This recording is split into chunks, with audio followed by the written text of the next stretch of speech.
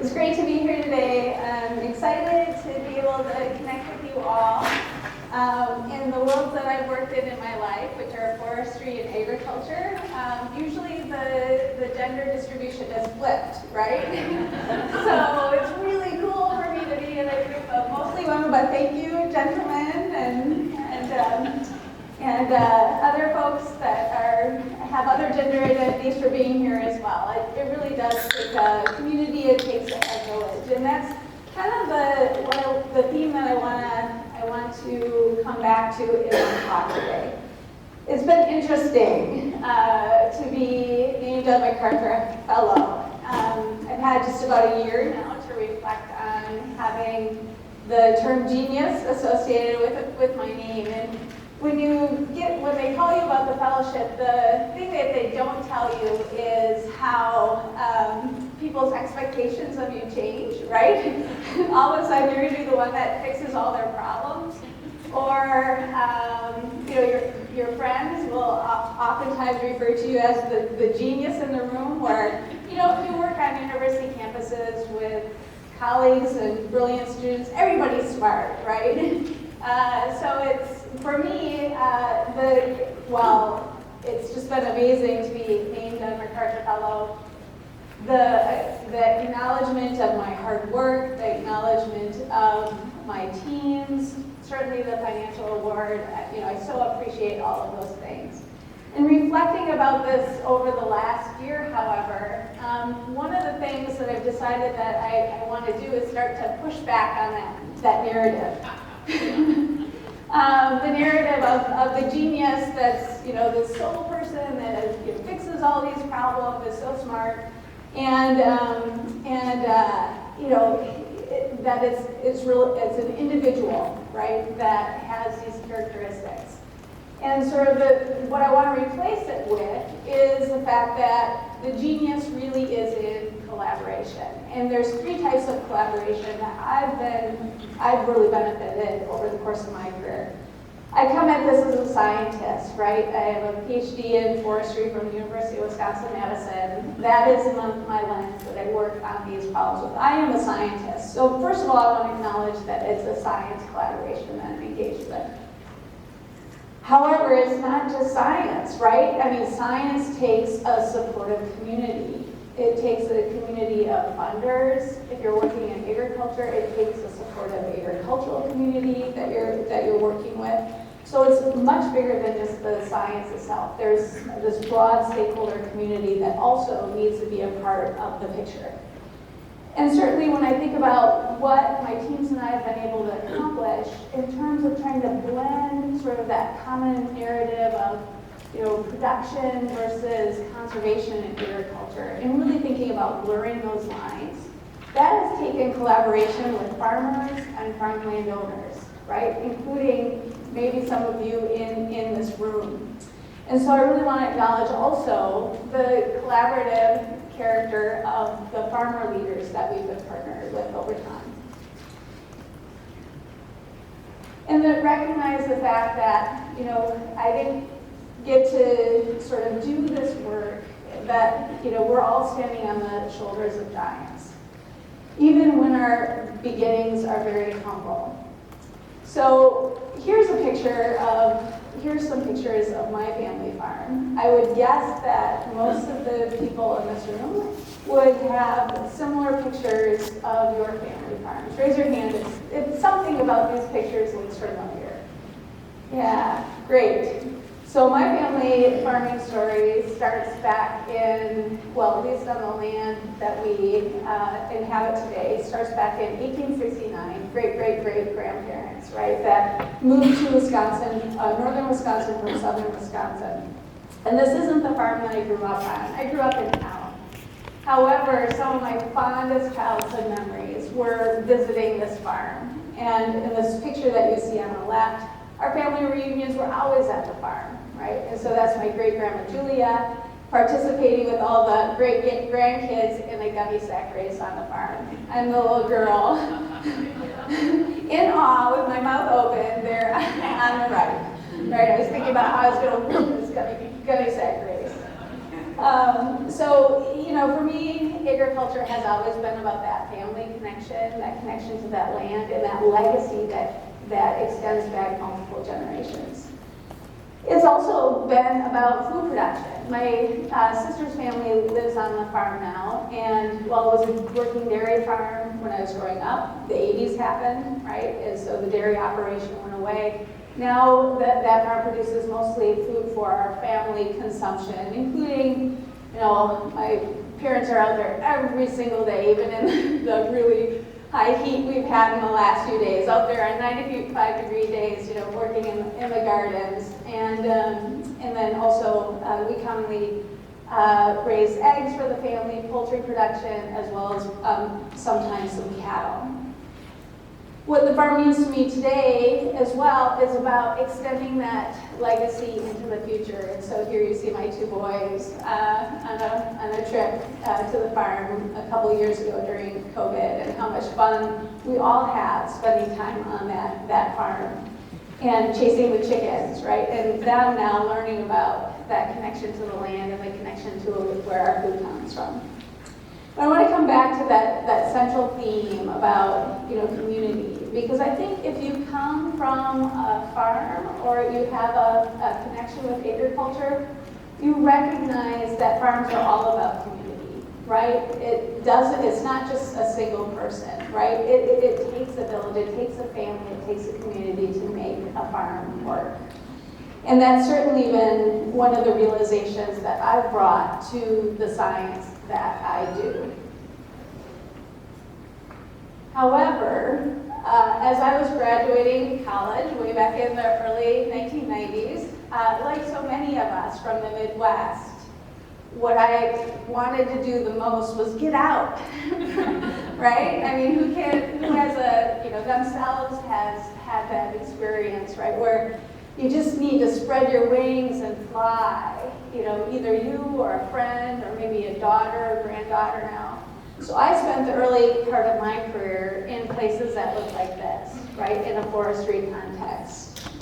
It wasn't until I came back to the Midwest, it wasn't until I moved to Iowa, really, that I developed a much greater appreciation for landscapes that look like this, right? And this is a landscape that is located just right outside of Ames, Iowa, which is pretty different than the landscape that I spent my first decade as a scientist studying.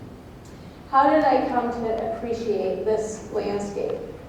It was in situations like this. It was in contexts like this. It was in rooms like this, talking with people, learning about those connections that they had to that agriculture, to their family farms, to their communities.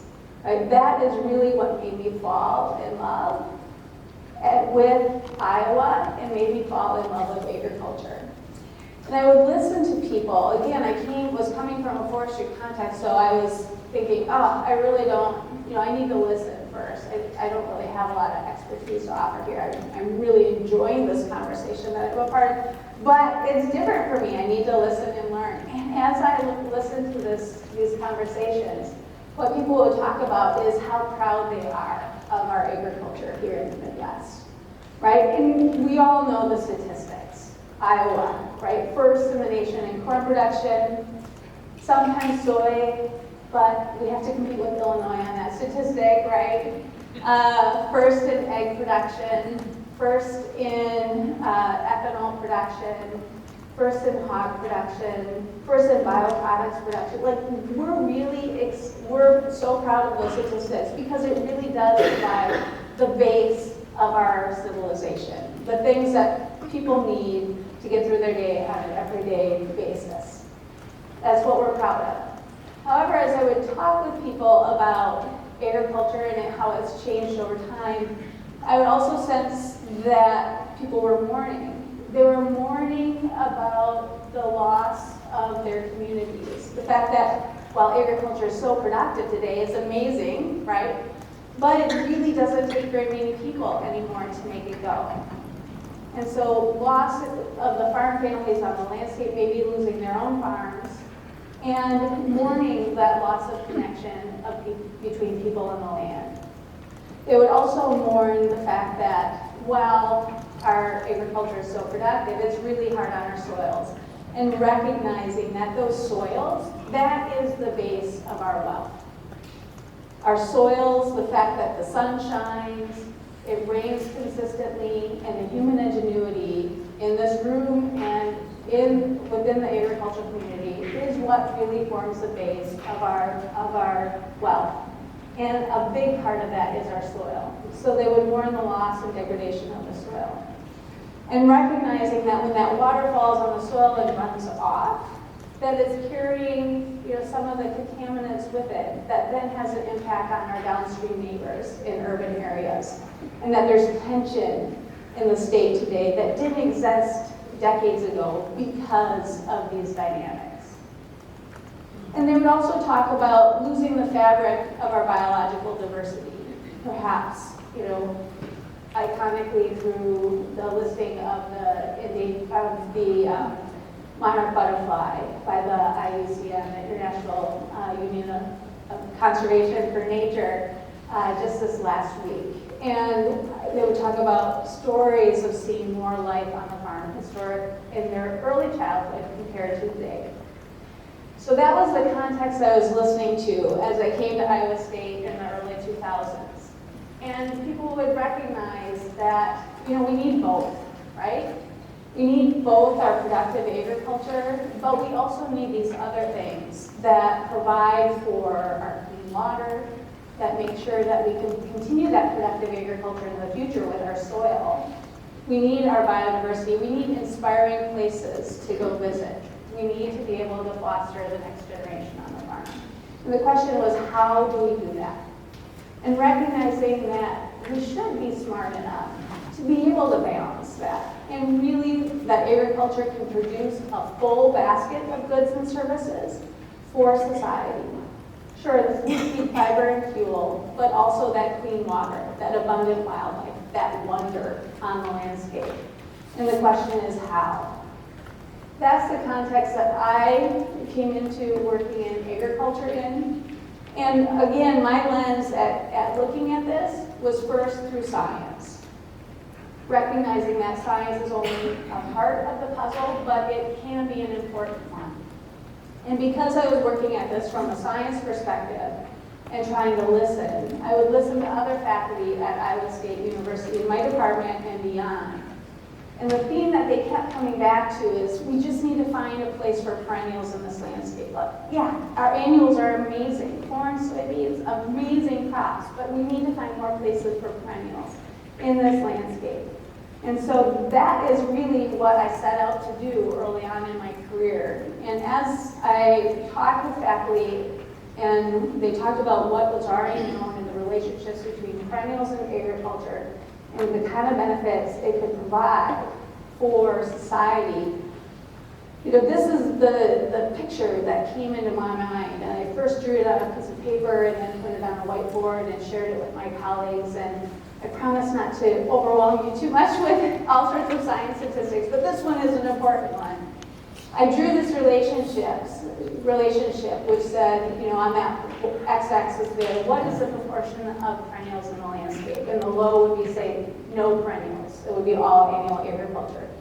And then the high would be, say, 100% perennials. What is the relationship of that to the environmental benefits that we as a society need? And I hypothesized, based on what people were telling me, that it was this asymptotic relationship.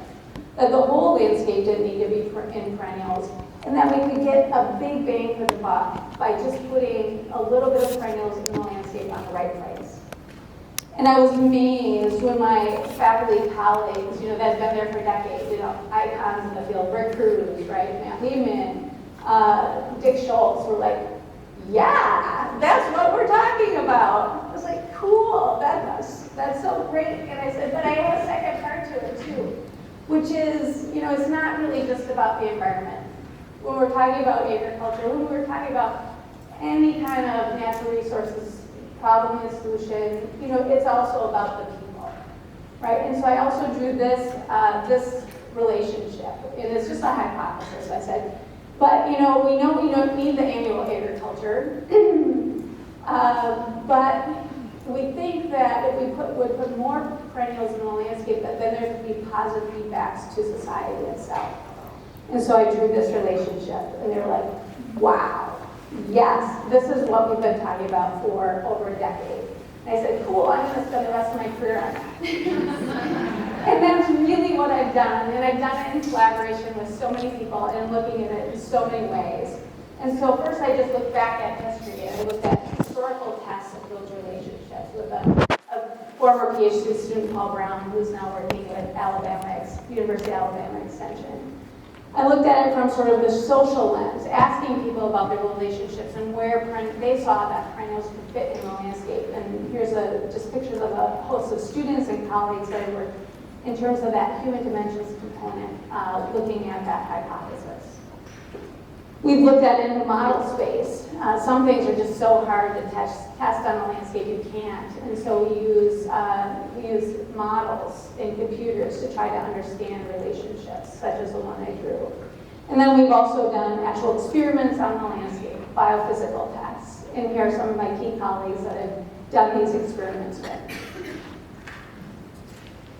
I'm going to talk about one of those projects now because I only have 35 minutes rather than 3 days. And the project I'm going to talk about has been the most successful one, and is the one that brought the MacArthur Award to myself, Iowa State, my community, which is the science-based trials of row crops integrated with Prairie Strips. And as you see here, I'm going to push back against that sole genius narrative, right? These are all the scientists, students, groups, farmers. I can't list everybody here, but it's been a tremendous collaborative effort. And I'm so thankful for the community that has worked with me on this project, because not only has it been impactful, but the people have made it fun.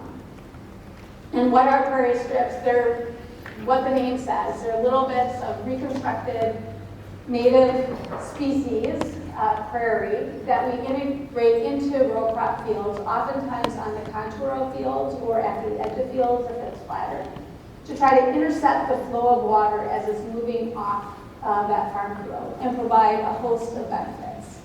And so here you see a prairie strip on a farm field. You've got to get a feel for what it looks like. I'll show some landscape views in a bit here that give you a better feel for those of you that aren't familiar with it. When we were designing that particular experiment, it was designed to address that disproportionate benefits hypothesis that I talked about, putting little bits, in this case prairie, Iowa's native ecosystem, into our currently dominant ecosystem of corn and soybean.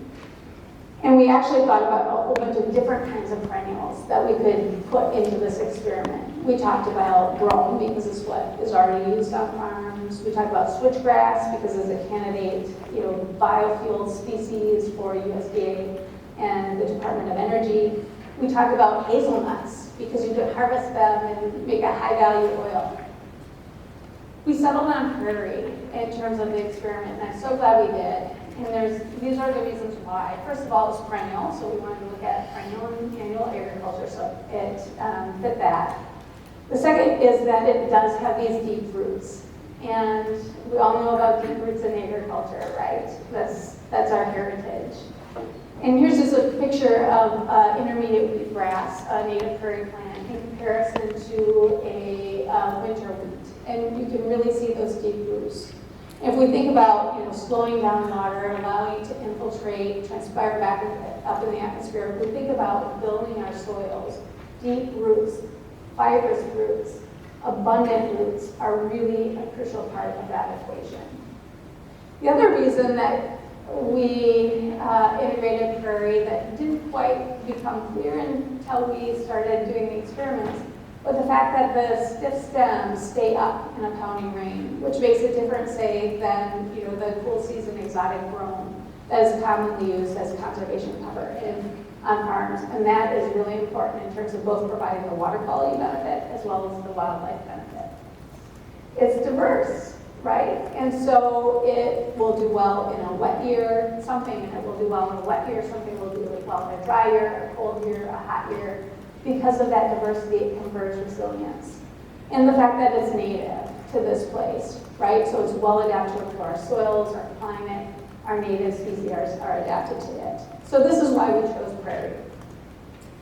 And we established our experiment, again, putting prairie on the contour. In this case, in the background, you're seeing a soybean field with our initial experiment at Neil Smith National Wildlife Refuge, integrating prairie both on the contour as well as at the base of the slope where the water would exit the field.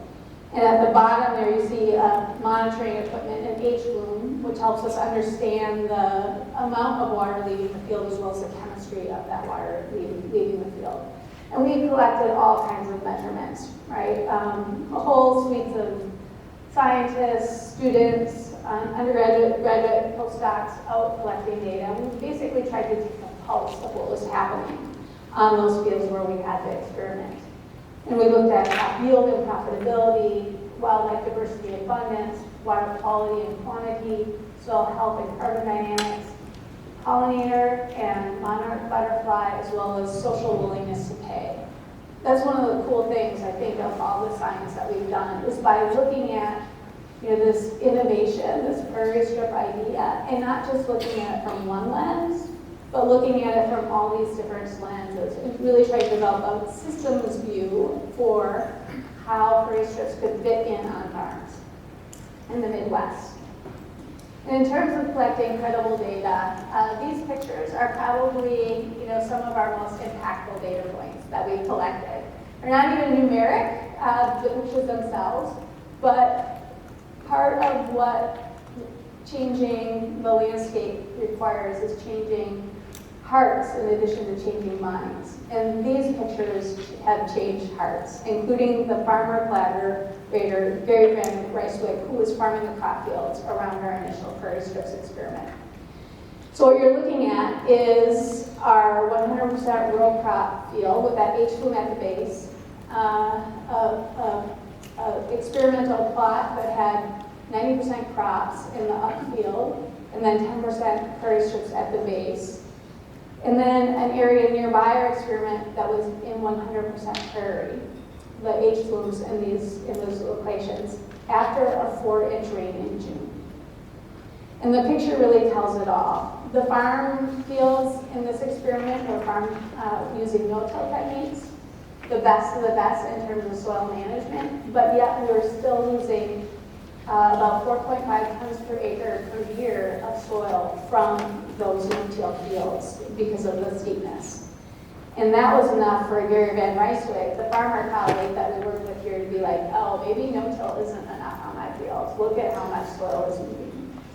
We put in that 10% prairie, and we reduced the soil loss from that field down to about 0.4 tons per acre per year. So dramatic decrease in the amount of soil being lost. And then we could see from this other picture that 100% prairie, it doesn't lose soil, right? It builds soil. We collected, as I said, all kinds of data. We published nearly 100 papers. We've had about 50 graduate students earn their degrees on this project over time. I'm just going to share with you some of the highlights. So what we found in now 15 years of research on prairie strips is that strategically adding that 10% prairie to what would then be a 90% row crop corn soybean rotation field, what we found is that we reduced the amount of sediment, that soil leaving the field by 95%. That statistic right there has changed hearts and minds. That's the one. And then there's all these other cool things as well. Like we've shown with that 10% prairie, again, you can reduce the amount of water leaving those fields by 37%. The water is infiltrating into the soil, it's transpiring back up into the atmosphere, it's interacting with those plants. And because of that, we see that we can reduce the amount of phosphorus leaving the field by 77%. So phosphorus that farmers pay for, important in terms of crop growth, but we don't want it in our water, right? We can reduce that by 77%, and we can reduce the amount of nitrogen being lost, again, as runoff by 70%. We've also shown that where there's prairie roots interacting with that groundwater, so in this case, the prairie, this particular field wasn't tiled, that we can reduce the amount of nitrate leaving the field through groundwater by 70%. We've also shown that by having prairie strips on the field, it will trap and degrade antimicrobial resistant genes and bacteria that also contain water if that field has manure applied as a fertilizer. So that's a really great statistic, not only in terms of keeping gross stuff out of water, but also addressing a critical public health concern. We've also shown in terms of impacts to potentially climate that by putting prairie strips in the low-lying area, so the foot slopes of the field, we can reduce nitrous oxide by 75%. Now, when we talk about climate, we're oftentimes talking about carbon and carbon dioxide. Nitrous oxide is 300 times as potent a greenhouse gas as carbon dioxide is. So reducing that nitrous oxide is critically important in terms of agriculture addressing climate concerns. We've shown also impacts to biodiversity. We've shown that we can triple the pollinator abundance using a field, and that we can dramatically improve honeybee health if honeybee hives are put out onto the prairie strip and into the agricultural environment. We've shown that we can double the bird abundance using the field. We can improve the nest success of grassland birds and improve the winter cover for a variety of species, and the one that we've looked at the most is the ringneck pheasant.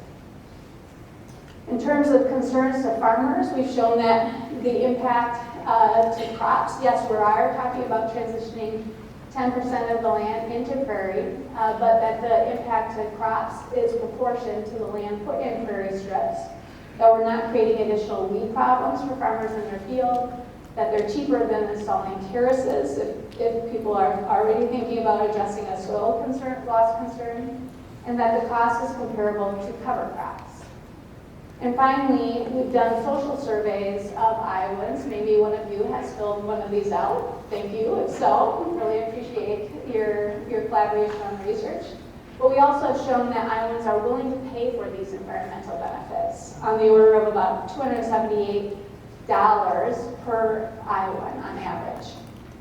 So, in addition to having dramatic impacts, Iowans say that they're willing to put money behind it, which is exciting. So that's some of the science collaboration. But we, again, while the science collaboration has been amazing, we couldn't do that all on our own. It took a bigger, broader support community in order to be able to do that science. And the support community developed over time. It started really small with a small group of funders, and then NGOs that were interested, and then farm groups that got interested in farmers.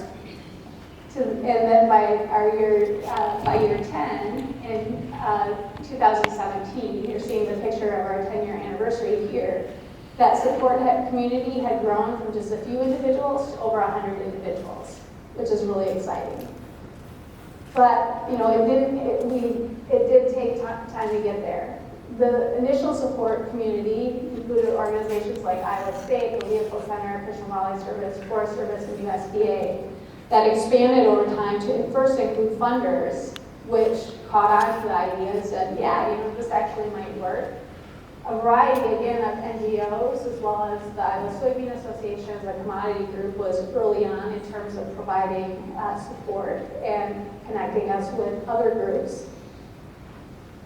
More funders in terms of being able to see in terms of expanding impact, and then also other universities, other scientists that wanted to ask more questions about prairie strips. And finally, industry started to be involved, and new funders that came along with seeing the expanded scope of the project. We wouldn't get to where we are today, and I'll share some of the statistics of where we are today, without this whole big community of support, right? It's not just one individual, it's not just one entity, right? It's not just Iowa State, it's a whole community of support that has built the change that I'll articulate here shortly. And I want to especially highlight our farm aid that took note to begin with. And they started to see something, and they would say, I think I have a farmer that just might be interested in this. right? And it was that community that started bringing farmers to us and introducing this idea of prairie strips in the agricultural landscape. The first farmer that we worked with in terms of transitioning from experimental trial to a commercial farm trial was Seth Watkins. And Seth is here, and he's the gentleman with the Carhartts on, pants on, the sweatshirt, and the hat. They're talking with the scientists here, as well as you see Doug Davenport, who was a NRCS district conservationist at the time. I met Doug because he was calling Iowa State to say, what about this miscanthus thing? He was really curious about bioenergy. And Doug would call me and ask about miscanthus. I would say prairie strips. Miscanthus, prairie strips, prairie strips. And finally he's just like, you might be onto something. I think I have a farmer that might actually be crazy enough to do this. And so he brought us Seth. Seth was a wonderful partner. He's curious. He's always pushing his farm in terms of what he can do next. He was willing to take risks. And so here we are in December of 2012 on Seth's farm, talking about where prairie strips might fit on his farm. And then by June of 2014, he sowed prairie strips on his farm. He was the first farmer that we worked to do this. There was a whole big learning curve that went from that December 2012 date to the June 2014 date. And that learning curve had as much to do with the scientists trying to learn from the farmer as it did the farmer trying to learn from the scientists. It was very much a two-way street. And we couldn't do it, the scientists couldn't do it without that collaborative dialogue with the farmer. We had other people coming forward. So Shami Morse, her and her family members had inherited their land from their mother. Her mother was always a big prairie advocate. And they really saw prairie strips as a way to honor their mother's legacy on their farm. So Shami, we worked with Shami to get prairie strips on their farm. Maggie McClone from Red Oak, Iowa, her and her brother, Jed Icebrands, came and they knew they had an erosion problem. Can prairie strips help us with our erosion problem? And Maggie, moving back to the farm after having lived in New York and Texas for some time, also wanted to integrate more beauty onto our farm. Maggie has been such a wonderful, amazing person to work with, is so articulate in terms of what prairie strips mean to her and her family on her farm. Donna Buell, a lawyer up in Ida County, Iowa.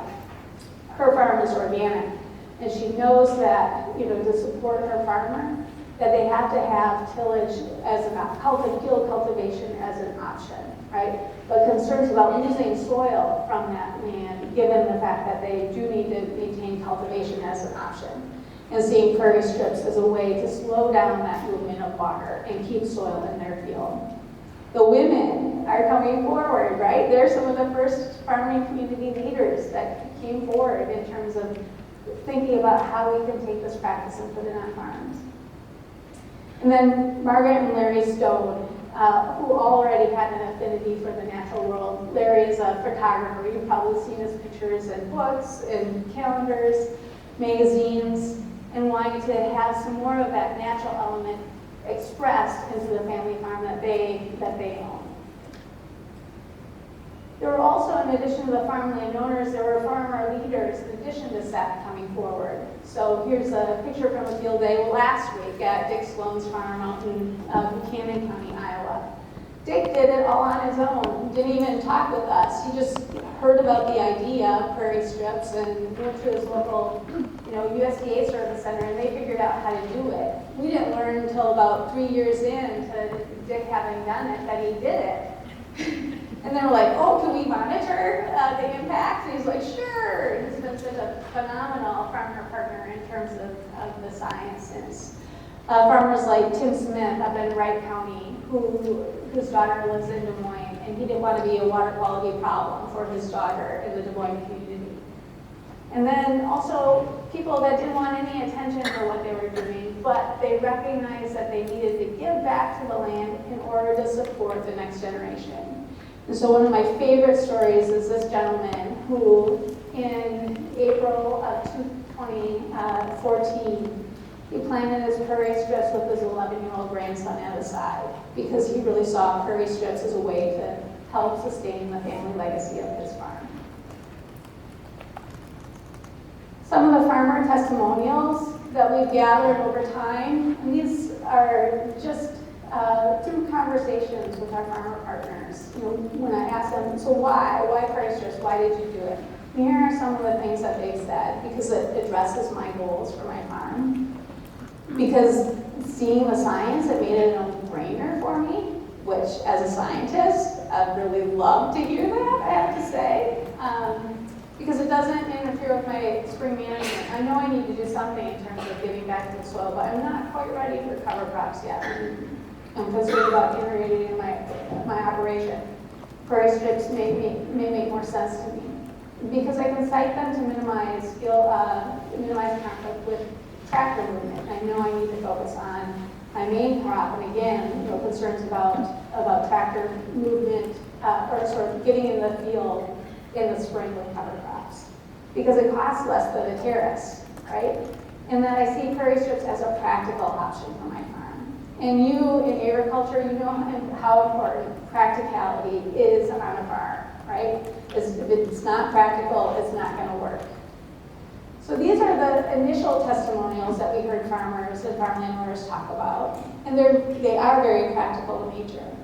Once the Prairie Strips were actually on the land and they started actually experiencing them, the flavor of why they would say they had Prairie Strips on their land begins to change. And this to me, I get goosebumps still just reading this, right? Because I can see and feel, or see and hear the difference, right? My farm fields look different and they sound different. They're more interesting to me as a farmer when I'm farming around Prairie Strips because it feels good to farm next to Prairie Strips because they make my cows happy. In this case, the farmer puts the cows out in the cornfield, you know, after harvest, and the cows like to bed down in the Prairie Strips, right? That's where they choose to go in the field. And since the cows are happy, he's happy. They're full of life. It sounds like my grandfather's farm when I was a kid. Because I keep a pair of scissors in the glove box of my pickup truck now, and when I go by the field with the Prairie Strip, I'll stop, I'll get out, I'll cut some flowers, and I'll bring flowers back to my wife. Pheasants, more pheasants on the field, honey. And in one case in a farm field up in northwest Iowa, he works with a local apothecary, and they farm, or that person harvests some of the prairie plants as medicinals to use in an apothecary. Because I want the next generation to be interested in the farm as well, and they are interested in the Prairie Strips, so it gets them interested in the rest of the farm operation. Because Prairie Strips, unlike traditional farm programs, especially for farmers who may be farming in the 70s, 80s under soil conservation, soil bank, that Prairie Strips are conservation with a purpose. And the science has showed that the conservation is purposeful. So the tenor of the conversation has changed over time, which I just think is so cool. Now some pictures of Prairie Strips and what they look like on some of the different farm fields, adding beauty to this farm landscape.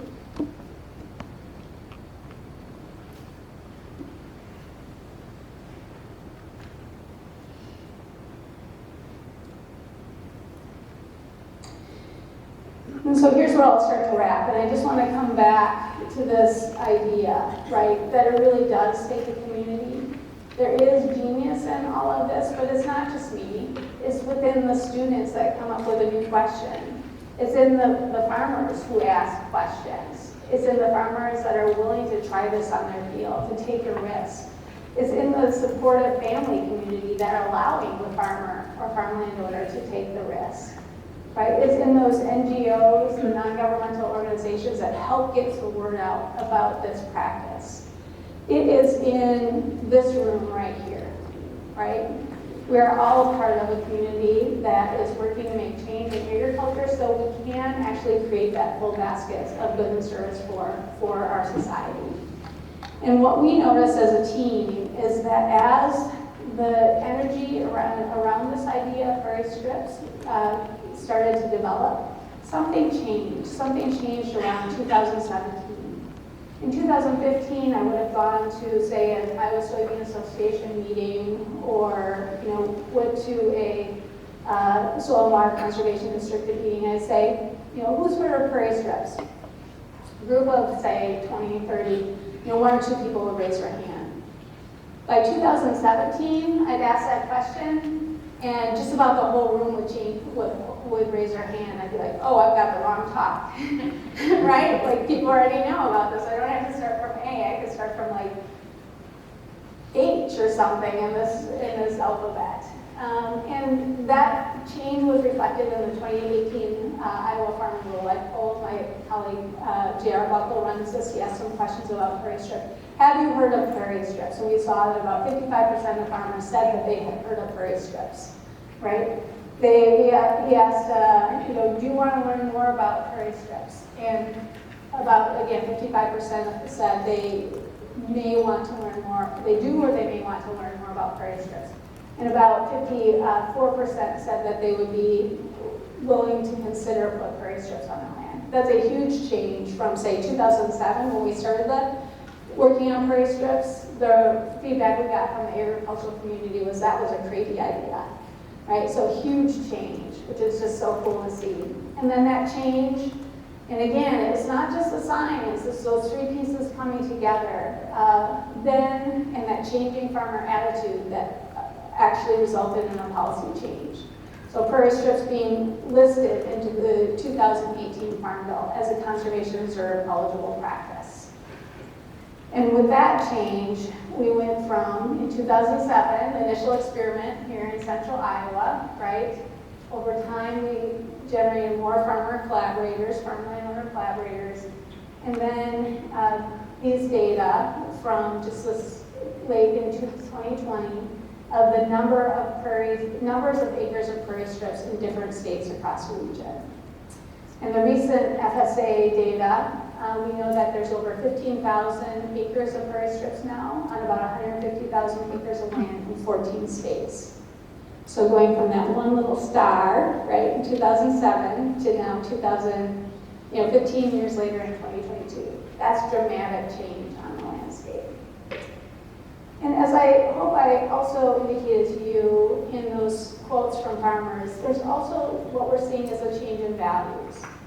A change in values, a recognition of the value of prairie on farms, not just from a conservation standpoint, but also the fact that the prairie could have other value as well, helping to keep our farm fields fertile in terms of building that soil health. Heck, in terms of supporting honeybees, right? In terms of potentially harvesting medicinal plants from the prairie strips. And here, this graphic is complicated, I realize, but I want to show it just because this is where most of my effort is focused now.